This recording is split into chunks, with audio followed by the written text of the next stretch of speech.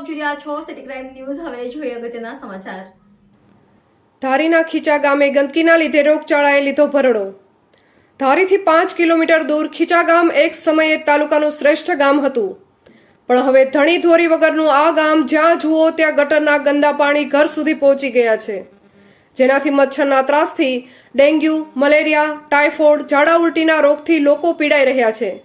ગ્રામ પંચાયતને વારંવાર રજૂઆત કરી છે, પણ પ્રશ્ન ત્યાંનો ત્યાં જ છે। તો તંત્ર આમાં દવા છંટકાવ કે ગટર અંડરગ્રાઉન્ડ કરે એવું ગ્રામજનો ઈચ્છી રહ્યા છે।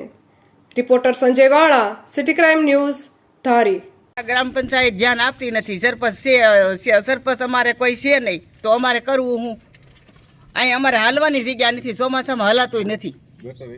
ગટર એટલી ઉભરાણી છે અને કાયમ મચ્છર એટલું, ઝાડા ઉલટી, ટાઇફોઇડ, મેલેરિયો બધું છે। ગ્રામ પંચાયતમાં તમે અરજી આપી છે? હા, ગ્રામ પંચાયતમાં અમે અરજી આપી છે, કોઈ ધ્યાન દેતું નથી, કોઈ જોવાય નથી આવતું। 1 વર્ષ દિવસથી અમારે થાંભલે ગલોપે નથી ને કાંઈ નથી।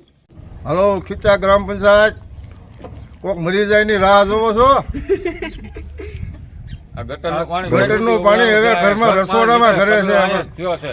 મચ્છર, ટાઇફોઇડ, ડેન્ગ્યુ, મેલેરિયા આખા પરામાં વ્યાપી ગયો છે। મૃત્યુ પામે એની રાહ જોવો છો?